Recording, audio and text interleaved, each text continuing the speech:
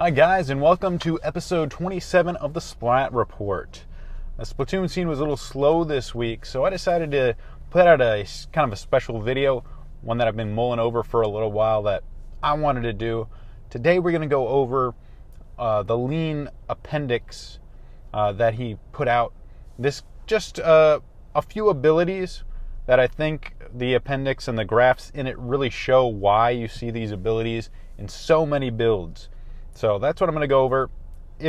Some of you are probably familiar with this already. You may find it a little remedial, but hopefully a few people will find it useful.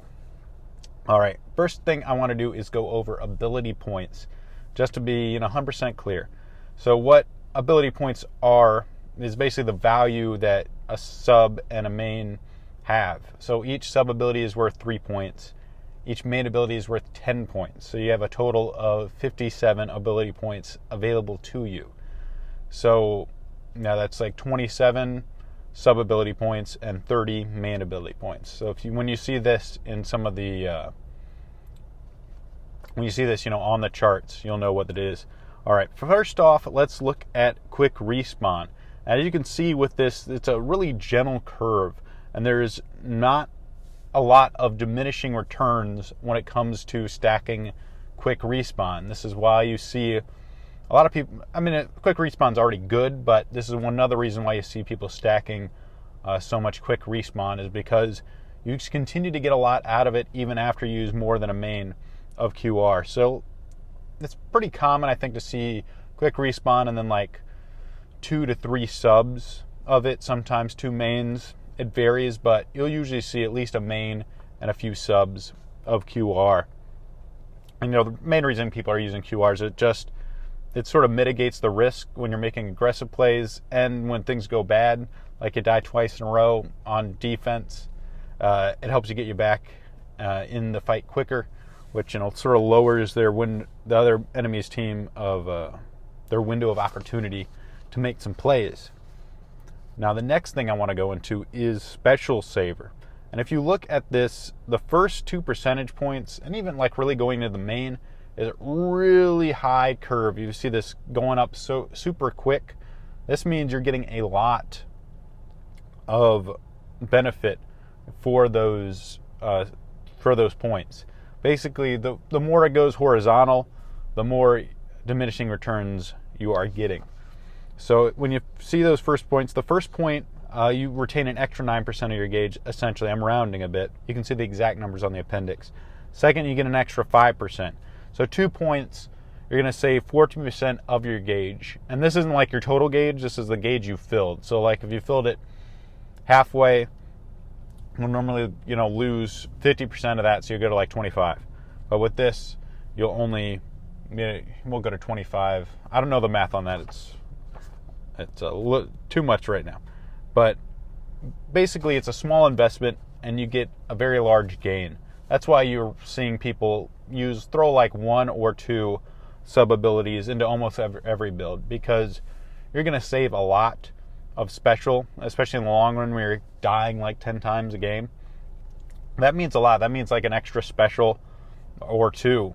And even like getting your special quicker after you come back can be a big deal, really give you an advantage in a fight. All right, let's move on to super jump. All right, there's 2 parts to this. There's the prepared jump, the prepare portion of it, and the jump itself. This is measured in frames, so 1 second is 60 frames. All right, so 1 sub of quick super jump lowers the prep by 20 frames. That's 1/3 of a second. So and when you think about when you want to jump out of a fight, 1/3 of a second is actually really big, because usually it's like a stingray about to kill you, or like 2 guys trying to get round a corner to take you out. So that's a big deal. And let's see, 1 sub's 20. 2 subs lower it by over 30 frames. So that's half a second. So with 2 subs of quick super jump, it lowers the prep to jump by half a second. So that makes a big difference in a lot of situations where you want to jump out. And even when you're jumping in, saving a half a second is still a big deal, and that can make the difference between life and death. Anything that makes your jump faster makes it safer. So it really works well with stealth jump when you're making some aggressive jumps, and it definitely helps you jump out to help avoid rays and other bad situations. So it's a low investment for a really high reward. And when you look at the second part of it, this is the actual jump itself, and as you can see, it's really kind of a really weird curve compared to a lot of other curves in the index. And I think it's kind of basically to balance out the fact that you get so much in the prep for the prep phase of the jump with those first points. So they kind of make the jump, don't get a lot as far as the jump decrease, but as you put more points into it, it really slopes down a lot. So that's basically just to balance it. All right, and that's pretty much it for the video portion of it. That was just a few things that I thought was really cool that really help explain why you see these pro players putting these abilities in pretty much almost every build they have. So I would definitely check out Lean's Twitter. I'll link it in the description, and I'll definitely link the appendix in the description so you can check it out yourself. There's a lot of cool information there, and even on a site there's a lot of cool information if you haven't checked it out already. So let's move on to the comments. First is from our good friend Sydney Dunaway. Yeah, Hammer seems pretty terrible. Hope it gets buffed. I want more Slayer specials. Loving the new Kenza Undercover Brella. And this, I definitely agree with you. Hammer's terrible. I've been posting some clips, or at least one clip where I just shoot, like I said, straight out shoot it while it's coming at me, and it dies. Yeah, it definitely needs some sort of buffer change. I definitely like the fact that some specials that you can be more aggressive with, because Splashdown isn't always a super aggressive special. I think Bomb Rush kind of, but yeah. Definitely, I think Hammer could be really cool. It just definitely needs a little bit of something in it. I'm not too terribly familiar with basketball. Soccer is a sport I'm most into. And club culture is incredibly strong there. Plus, the Packers are practically embedded into the bedrock of Wisconsin culture just as much as cheese and dairy products. Yeah, I've heard the cheeseheads are very dedicated. And yeah, I guess it is. It can be a very cultural thing, especially within families or sports where you're really dedicated to your team. Each team has a really hardcore fans, and that's probably something Splatoon is definitely missing right now, because there's not a lot of really dedicated teams. I think Deep Blues probably might be the /Hive. Well, it's been Hive now, but it's probably one of the longest running teams that there is. And SCDX falling apart. They basically run their course. Ghost has been around for a while. It's Olive/Ghost, and they've had a pretty consistent teams. But yeah, it's kind of hard to sort of invest. But like I said, the franchises that we have in actual sports have been around for years upon years, multi-generational, and that's something video games just doesn't quite have yet. But we'll see. I think things like Cloud9 will be around for a long, long time. They're huge, Team Solo Mid. So we have some franchises right now, not in Splatoon, but in esports, that are going to be around for quite a while. The age thing is something I've contemplated too. As long as players continue to perform at high levels, they'll be allowed to play at the highest level. That's how it is in traditional sports, and I imagine it would be that way for esports too. Just a longer shelf life might make sense to look at something like chess in this case, where maintaining physicality is less important. Yeah, I haven't really looked into chess and how long players can play there, but I can definitely see pro players playing for quite a bit longer than they can in traditional sports, just because how physically demanding traditional sports is. And even then, even now, you see athletes going beyond what they have normally. Just nutrition, science has just gotten so much better, and I think we'll definitely see people becoming better for longer and lasting. Also, not a big fantasy player. However, that does sound like something that would be fun for Splatoon people to start doing. Would be a nice way to get viewers more involved in competitive culture. Definitely something I could see BNS or another weekly implementing in the future. That would actually be really cool.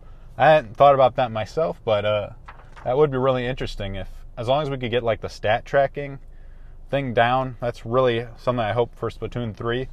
That would be really cool to have like sort of like a fantasy league for Splatoon. I think that would definitely be neat. All right, thank you for your post, Sydney. I've definitely appreciated it. Let's move on to Andrew Rodriguez, a new subscriber, leaving a few comments in some of my videos. To your point at 1435 about community, this is from my Want to Be Like Mike video. Actually, I think it is. Anyway, yeah, about oh, actually no, I think it's from the Hammer one. Anyway, you can see the link in the video. I'll leave it. To your point at 1535 about the community feel within sports/esports, pride and narrative plays a large part in the draw of spectator sports. I don't think there's anything stronger than the energy of a community that feels dramatically proud about what they're watching. It's explained pretty nicely in a Smash video. So I have seen that Smash video before. I think they definitely do. They definitely bring up some really good points. I don't know if, the sport itself doesn't seem to revolve around the players quite as much as Smash Bros. And I don't know if that's necessarily just because the scene just isn't quite big enough. But I guess in some ways it does, but it's not quite the same as Smash, especially with fighting games being in a 1v1. Also, you can sort of see the camera on the players a lot, these LANs. I think as we get more into like the LAN culture and like almost like a tournament scene, more regular tournaments, I think I can definitely see it moving that way, and seeing these players highlighted more in that.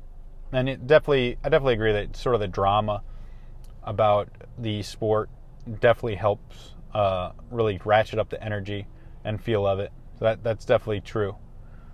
All right, moving on to the next comment, again by Andrew. Had no idea about Super Splat Bros. Thanks for the name drop. I'm glad to see Splat get support by a major company. And thanks to Progressive for being progressive. No, I definitely thought that was really cool. I haven't really seen a major company invest in Splatoon scene like ever, to my knowledge, but that's really cool to see them getting on it. And I definitely expect more major companies to invest in some of these scenes as well. We'll see it coming down the line. I think it's just a matter of time as the scene grows. I definitely think Smash Ultimate is going to help that growth too, as Splatoon's, like I said before, is kind of a good add-on to a LAN event. And this is last comment is from Kick-a-Pow. The new Junior is my jam. I agree, the new Junior is very, very fun. The more I use Torpedo, the more I think it's a really awesome sub. I was kind of disappointed when I first saw it in the video. Thought this doesn't seem that good, but seeing it in action, it is really, really good. I think the real main thing is I was kind of judging it based on Autobomb, and it's nothing like Autobomb. It is just so responsive. The fact that you can throw it at a cliff, it'll instantly lock on anybody sharking above that cliff and start going at it. That's just amazing, because it's really hard to shark when you're actually using it, and something like point sensor doesn't immediately put pressure on them to move like the Torpedo does. They have to actually get out and shoot it down or move. And something like Autobomb just doesn't act fast enough. This thing exploding on impact, it's definitely really good for putting on pressure, and definitely punishes people for trying to shark around corners, and gives you sort of an instant feedback on that. All right, guys, definitely appreciate all the comments left on the video. I hope you enjoyed this video as well. Like, subscribe, all that stuff. Share it with your friends if you enjoyed it. And that's it for my report, guys. I'll see you later. Bye.